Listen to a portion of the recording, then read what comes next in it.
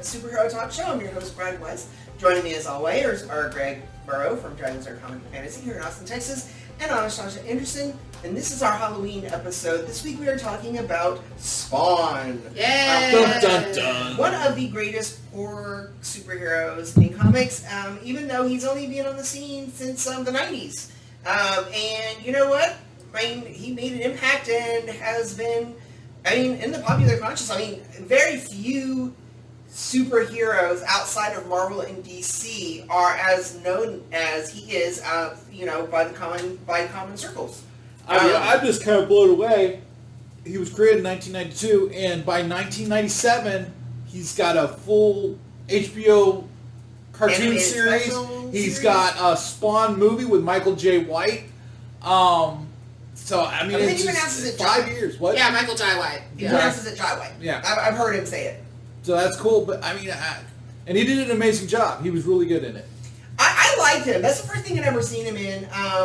And I sort of I'd never seen him in anything before, and I think he was the perfect Spawn. He really was cool. I enjoyed him as Spawn. I enjoyed him as Spawn. I know a lot of us think of Blade as the first major black superhero movie, and we're going to completely just glaze right over Steel with Shaquille O'Neal because that doesn't count. But Blade came out in 98. But Spawn beat him by a year. Mm-hmm. And even though he was a horror superhero, I think they kind of lean more into the superhero aspect of him. Yeah, I think that's what they felt like audiences would be more drawn to. Right? Well... So, big question, what did you think of John Leguizamo's portrayal? Okay, so we're talking about Spawn the movie. We're gonna be talking about how it compares to the comic book. Okay. Alright, and that's one of the main ways to talk about it. And I felt John Leguizamo as Clown was much too much like they were trying to emulate Jack Nicholson's Joker. He's hammy. It's very hammy. Well, the thing that I was really shocked by all the portrayals is how vulgar that character is. Yes. I can't even tell you some of the things that he was doing in the cartoon series. Oh well, yeah. In the comic book, he didn't do that so much. The interesting thing about him in the comic book that was mainly different was that whereas in the movie they had him, what's the word I'm looking for? They had him actively replacing the demon Malboja. I think he was more of a so all the times he's mocking him and trying to talk to him, it's like that's really it's more what Malboja did. No, Malboja, or that's more what he does in the comics. Yes. Okay. So the thing about him in the comic book is at first you start off you don't see Clown and the Violator at the same time. Yeah. You see them separately. They introduce them both separately, and so you don't know that they're the same person to start off with. Mm-hmm. Whereas in the movie, it starts off with Clown, and then at the end he turns into Violator. And he's like, I'm the Violator, and it doesn't really make as much sense. Whereas in the comic book, Clown is this independent character who's acting this one way and is there tormenting Spawn. And the Violator as a demon is doing this other stuff. As opposed to whereas in the movie, they've got just the Clown jump. And I guess it's for computer or for effects budget or whatever. But in the cartoon, it's the same thing. They were the same character. They were the same character, but you don't know that at first. In the cartoon or in the... In the comic. Oh, in the comic. In the comic book. You don't know that at first. The first you start seeing the Violator, and the Violator is killing these monsters and taking their hearts off and out and everything. And it's mostly to try and inspire Spawn to do that.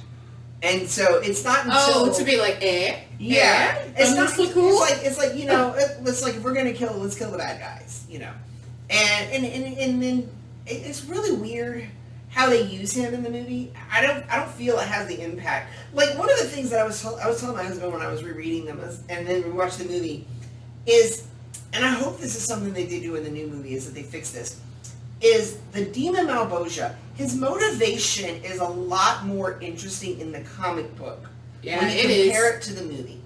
In the movie, it's a little too short and sweet. It's like, hey, you're a killer, so I want you to be the leader of my army when we go to heaven and whatever, blah, blah, blah, blah. I want you to start the apocalypse. And it doesn't really gel as a motivation. It's very sudden, like literally, because you ask the question, like, it's like, this random schmo, which I know they're like, he's extra special. It's like this random guy who is an assassin dies, and they're just like, and he randomly chooses him, and he's like, be the general of my army. And it's like, hey. And that's the thing is in the movie they make it out, by it. In the movie they make it out like, oh, he's super evil. I mean, he's a killer and he's the perfect. You know, it's like what? Like there hasn't been other people who would be better killers, or I mean, there's been especially by the 90s. Yeah, I'm just gonna throw this out there too. A lot of times there's a struggle to take something from a format like a comic book or from a novel and then transferring it into visual media like a movie, because like most novels are 400 to 800 pages, and then you have to cut it down to a 150 page script for a 2-hour movie. And I get that. And especially since this was the 90s and it was only an hour and a half movie, exactly. So it's really, you're trying to condense honestly, maybe 10 comics into like... This is only the first 4. Right. And I honestly think, though, I think it would have been a much richer story, and I'm hoping that they kind of go with this. And I don't think it would have been that hard to do. Is the motivation between the reason that Malboja chose Al is because he's a killer, but it's because he's got a noble streak. Right? He's got a moral code. He's got a moral code, and he chooses Al because he knows he can use that against him. And in the thing that comes out in the comic is by the time Spawn starts to figure out what his powers can do, he's already living on the street. He's already seeing all of this violence and this gang violence and the mobsters and everything. And so he's already starting to feel that pull to kill, but for the betterment of these people, because he wants to protect these people, he wants to help people and everything, and it's that noble side of him. But at the same time, and this is a big element that's missing from the movie, that's in both the cartoon, they don't explain it right off the bat in the cartoon, but in the comic book, is that his power is finite. The devil just doesn't give him this infinite power. Yeah. He gives him this finite power. In fact, in the comic book, the first page you start off with, you get this countdown, that starts rolling backwards, showing that it's in the cartoon too. And it's in the cartoon too. It is in the cartoon, it's in there, they just don't explain it right out. They're not telling us yet. They're not we got telling to you episode yet. like we got a few episodes into the comic book, and then but when we got to the comic and the countdown, he ends up discovering that his power is finite and then it's dwindling, and so the devil uses the Violator to inspire Spawn to start using his power. Yeah, to keep going, to not hoard the power. So that way, when Malboja finally shows up and tells him, hey, as you noticed, your power is dwindling, and now you got a choice. It's like, you can either run the clock down, use up all your power, and that you'll be here that much sooner, so that my army's in the fight against heaven, or you can not use the power, and you have to watch all these people suffer now. You're going to have to let these bad guys get away with this stuff. You're going to have to let these people live with yourself knowing. And you're going to have to live with yourself knowing that you have the power to stop it. And you don't. So that's your choice. You can either stop the bad guys, and not only will you be running your power down that much faster and coming to hell to join me, you're also going to be adding to my army by killing these people. Right? Well, and for what it's worth, it is a thing they actually mention, because part of the reason he gets killed is because he's like, oh, I didn't realize I was doing something immoral, I'm out. And then there's like a passing line of it where he was like, I didn't realize I was doing so many bad things. Exactly. So the seeds were there, but they got so focused on he's the perfect killer that they never actually Yeah, and I think that might have even, I mean, and like I was saying before when we watched the movie, and I'm like, there's stuff missing, not just because it was in the comic book, but if you watch the movie on its own, like you said, it sets pieces up but never it follows doesn't follow through. Yeah, so it feels like it's like maybe they edited like production cut out some key things that might have actually expanded upon that. But That'd be interesting to see an edited. I mean, yeah, like a director's cut or something of that, right? I wonder if there's those. I mean, it won't be like 4 hours long. Yeah, but, you know. that was back then when they didn't realize that nerds would sit for 4 hours. Slow motion. Right, a lot more slow motion. And some establishing shots of right, 10 minutes of him standing on the tower with his cape blowing in the wind. Right, so anyway. And all of a sudden some nuns will sing to him. Yes.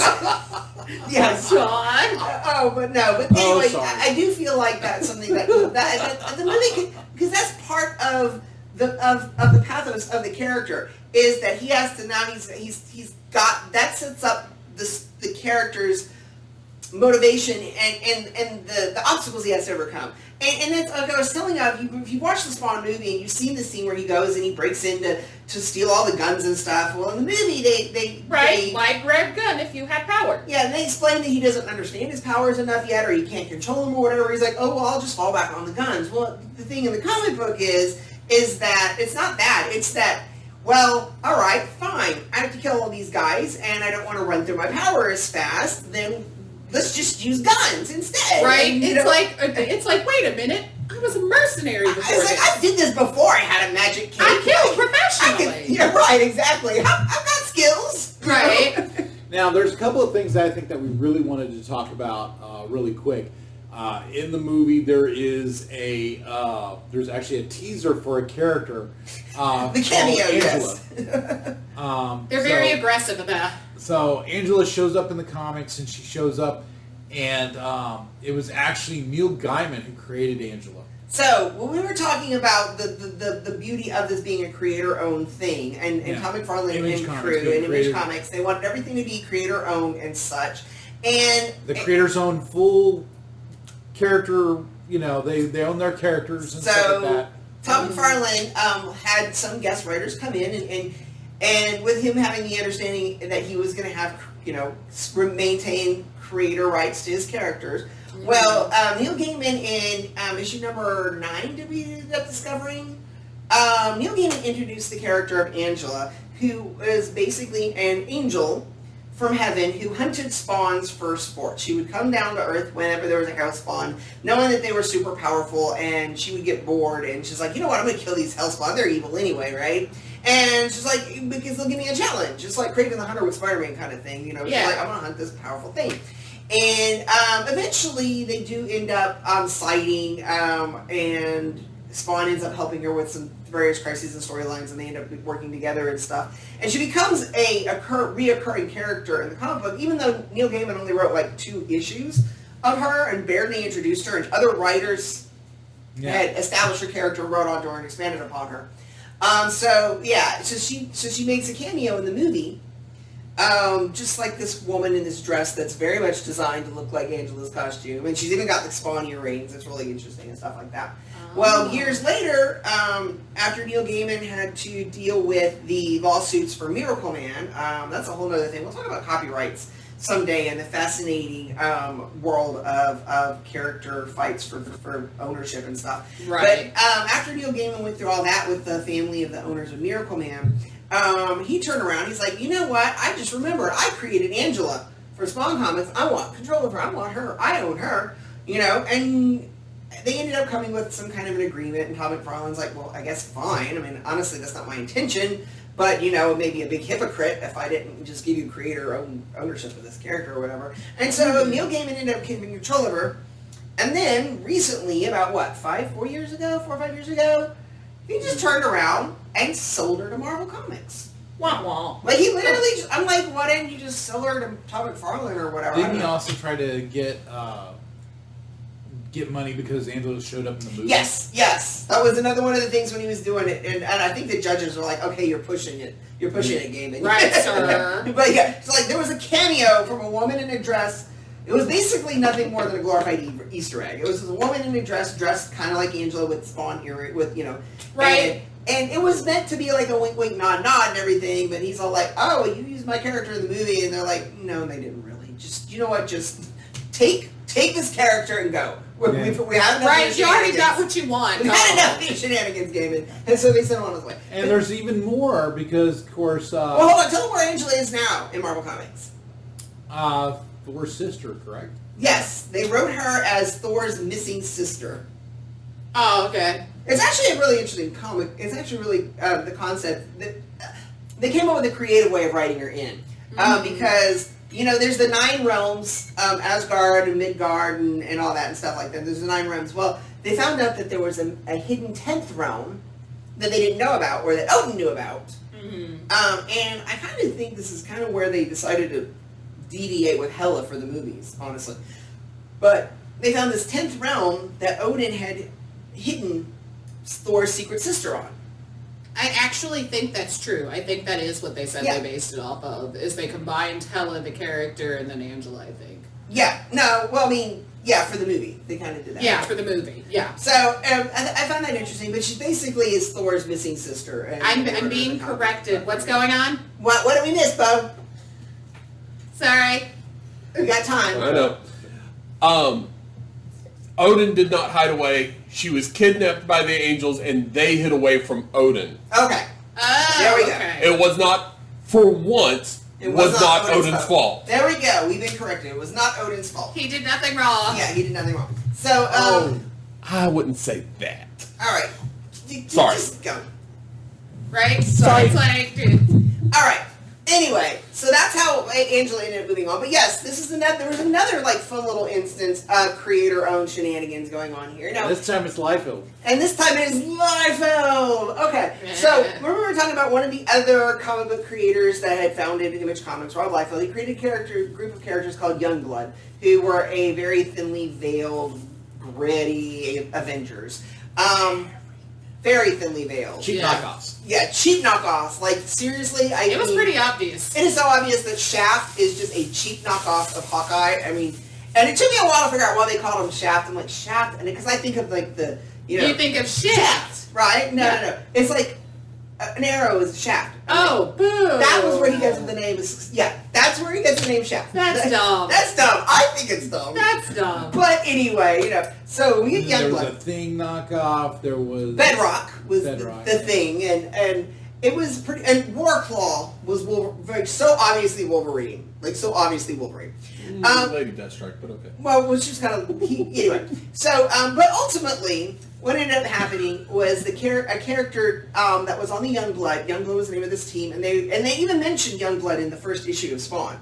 And one thing, this character on there is named Chapel.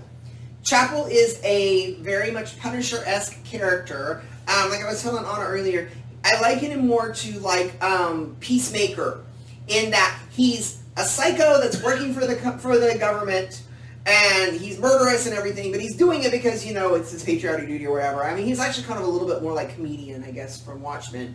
But ultimately, he's not really a good guy, but he's working for the good guys, and he can kill people and get away with it because it's a good guy thing, and he's working for the government or whatever. And in the comic book, he ends up being one of the main people responsible for Spawn's death. And of course, they can't use that in the movie, because even though he's tied directly into Spawn's origin, he belongs to Rob Liefeld, and Rob Liefeld wouldn't let him use it without charging him at the wazoo. Yeah. And it's really funny now because of all of the different characters that have moved in and out of Image Comics, Liefeld's characters don't have anything to do with Image anymore. Yeah, I'm like, is that why they picked the Well, I characters think they it's did? really kind of funny because it sounds like Todd McFarlane more than anyone was trying his best to make sure that everybody's worked in Image, and it sounds like everyone just kind of stabbed him in the back. They did. in a lot of ways. That's exactly Except what for it Eric was. Larson. Eric Larson and him managed to make it really good. They really did. And like I said, Jim Lee took all his stuff to DC, and I don't know what Liefeld ended up doing with them. Honestly, they were the weakest of the bunch. I tell you right now. Youngblood was the weakest of it. I mean, I think they're the only one that didn't get some kind of an animated series at that point. 'Cause Wildcats was Jim Lee. And they got an animated series. Yeah. Savage Dragon got an animated series. Oh my god. But So really quickly, we're gonna wrap things up by just talking really quickly about the new Spawn movie that's in new development Spawn movie, right now. yes. There's gonna be a new Spawn movie, guys. I'm excited. Jamie Foxx and Jeremy Renner Now, set to star. The cool thing about the new thing is that McFarlane has been taking his time. He's been taking his Yes, he time has. trying to find the right voice. And he's been quoted in an interview and saying Because basically he's financing the film himself. he's financing the film himself. I think Jamie Foxx is actually one of the producers. He's putting money into it too. Oh yeah. Because he's been really interested in the role and everything. And the thing is though, is he's been waiting to find the right voice, because one of the things he realized, he's like, back when he created Spawn, he's like, there weren't a lot of black characters. It's like And there kind of weren't like a lot of black writers. yeah, it's kind of like me when I was a kid. It's like I want a black G.I. Joe because it's like my world represents there's this variety of things, but I can't really speak for the black characters, and that's what McFarlane's like. So I put him in there because I wanted there to be more variety, more representation. But as the years went by, I realized he says I'm a white Canadian boy. I'm a scrawny white Canadian boy, kid. exactly. What do I know? What do I know about the authentic American black voice? So he's been looking for a black writer. He wanted to find something that stuck more to the horror roots, because the other movie leaned too much into the superhero-y aspect of it. And he also didn't want it to just be another origin rehash. So he's looking for something, and so I think he said he's finally found a couple, he's narrowed down the script and the writers and stuff. And I'm really interested to see what he does, especially since he says he's going to make it more horror-based. Yes, and we need more horror ones. Y'all heard me cry about this last time with Exactly. Venom. He's definitely going to make it R-rated. And the thing that I'm most excited about was because I was rereading the comics, and I was rereading Sam and Twitch, and I love those characters in the comics. I love them in the cartoon. And They're really funny. They were one of the biggest pieces of the Spawn mythos missing from the movie. The Sam and Twitch. And if you're not familiar with them, they were basically the police officers who originally are investigating the mob attacks that Violator does, and then the alley killings that Spawn does and stuff like that, and then they're the ones who ends up, and eventually they even end up in their own way working with him, because they become his Jim Gordon, basically, is what it ends up boiling down to. And there's such an interesting characters that they even were one of the few spin-offs. Like, they had their own miniseries of comic books. And at one point, HBO was even talking about developing just them into their own little kind of series. That would be cute. Investigating supernatural kind of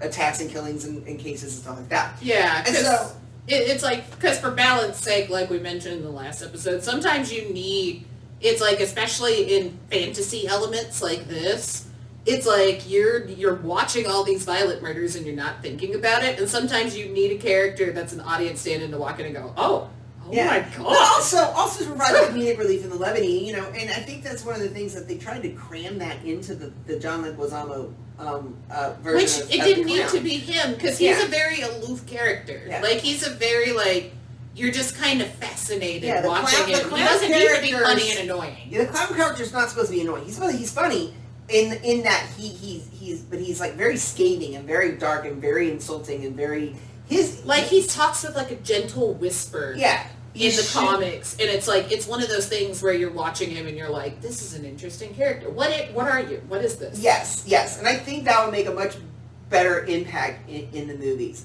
Yeah. So I'm excited, especially because, like I said, those were missing from the other movie, and when they announced Jeremy Renner was part of it, like, my first thought was, He's Twitch. yeah, my first Yeah, thought he's was playing Twitch. maybe he was going to be Wynn, or God forbid, another version of Terry Fitzgerald, who, by the way, is black in the comic book, and for some reason they made him white in the movie. And I thought, well, maybe Jeremy Renner's going to be that. But then we found out today he's going to be playing Twitch, which means Sam and Twitch will be in the new movie, which I'm really looking for. I think that's all the elements are good for this to be a good movie. Yes, it's setting up to be good. Like, this looks promising. So I'm looking forward to it. Me too. Is there anything else about the movie that y'all wanted to throw in there? Not really. Just everybody watch Brad's Red Web on bradsredweb.com. Yep. Go to Check out our Patreon. Patreon. And keep up with this the rest of this week. We'll be talking about Spawn some more tomorrow. I think we're going to be doing Spawn moving into the future, right? Yes. All right. Thank y'all for coming. We'll see you later. Bye-bye.